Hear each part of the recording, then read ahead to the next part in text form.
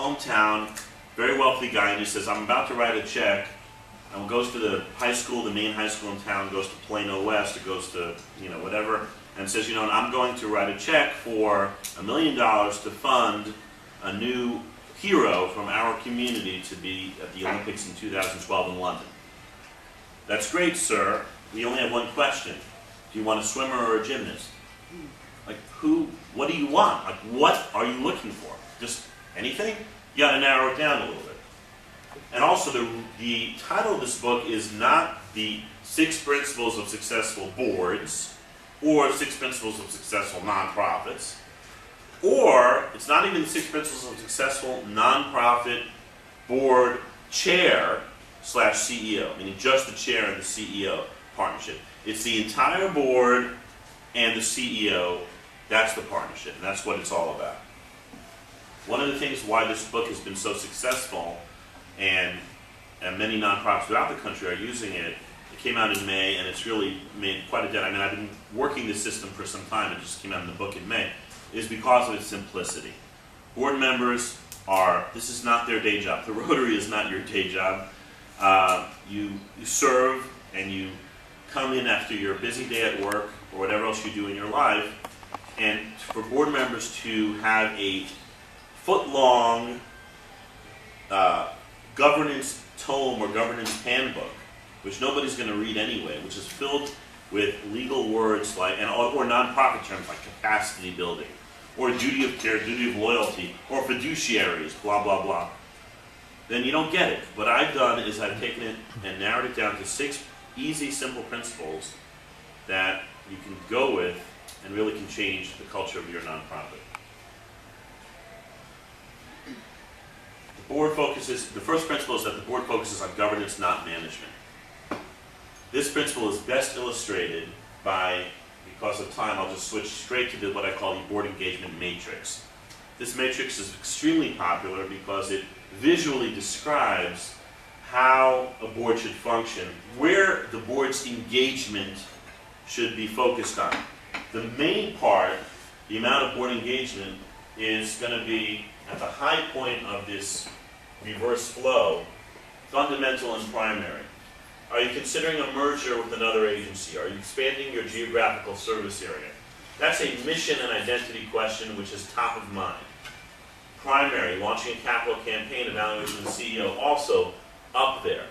The problems are not usually there. The problems are on the low end of the totem pole, where boards get caught up with procedural and operative issues, such as staff absentee policies, scheduling of events, or a dress code, right?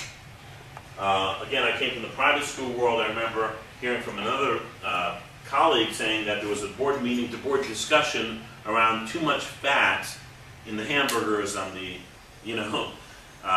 at the school luncheon.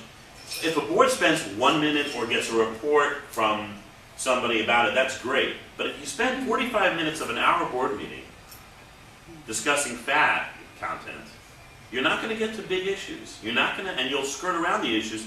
And often this happens for 2 reasons. Either A, we want to avoid the big, hairy issues, or B, this is our comfort zone in the sense that, we're comfortable talking about these things, and they're easier. They're more fun, in fact.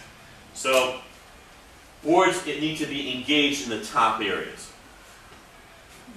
The second principle is that the board has one employee, the CEO. One of these ideas is a story I tell about Good Morning, Miss Jones. Miss Jones is walking through the halls of a nursing home, and a vice chairman of the board runs into Miss Jones and says, Miss Jones, my mother's on one of the floors where there's a greater level of care necessary, and she had a problem with the nurse who just had an interaction with her which was not so positive. Can you do something? Can you find out what's going on? So Ms. Jones makes a call and says, you know what, she's a recent hire, but she's got a great training program and a great resume. Maybe she just had a bad day. I'm sure I will take care of it. You think the conversation's over? But it's not. The board meeting's in 2 weeks. So this individual walks in, he's vice chairman of the board, and says, you know what, we're an extremely important nursing home and health care facility in our community, and people, especially on the advanced care floors, need nurses who have a minimum years amount of experience. I would say 5 years would be a good amount. Wouldn't you say that? So the board, without any vetting, without any discussion with the CEO, the board goes ahead and passes this motion. This violates this principle that the board has only one employee, the CEO, not all the nursing staff, and not even the C-level staff, but there's only one employee that they work with directly. Now, of course, they can have conversations with other people, but we've got to recognize that this is a corporation. Non-profit, it's not wishy-washy. It's a corporation, and we need to be able to recognize this principle. Third principle is the converse of that, that the CEO has only one employee or the board as a whole. This is a very interesting one. I tell a joke which, whether it's true or not, is you know, it's like all my jokes are true, just some haven't happened yet, you know. The LBJ and Golda Meir, the former Prime Minister of Israel, are sitting they're sitting in LBJ's office, 35 whatever years ago, and LBJ says to Golda Meir, he says, "Golda, I have such problems." So Golda says, "What, Lyndon? What's your problem?" He says, "You know, I have a country of 200 million citizens." So Golda Meir says back to LBJ, says, "Lyndon, you think you have problems? I have a country of 3 million presidents." So I can tell this joke because this is my tribe. But essentially what this is that you have a board of 20 people, you have 20 bosses. And that's not the way to govern. And that's not a good way. And why? Well, we ask, why are the tenure of nonprofit leaders shrinking? And the answer may very well be because when you have to deal with 20 to 25 bosses, you've got problems. And so we can change this paradigm by recognizing the idea that there's a unified board. The concept of the unified board does not mean that everyone is singing Kumbaya and is really just wearing the same t-shirt with the same logo. But what it does mean is that even if there's a vote of 9 to 6 on a 15-member board, which is unusual, but it could happen, that everyone is an ambassador to that policy and that vote, and if they're not happy with that, it goes against their very essence, they don't belong on the board anymore. Unified means that we're one entity.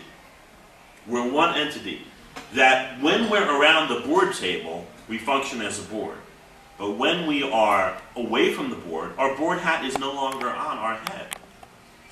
But interestingly, this usually doesn't happen. Usually there's the board meeting, which is a fashion show, where everyone is, nicely, dressed and pontificating and saying very, very nice, highfalutin things.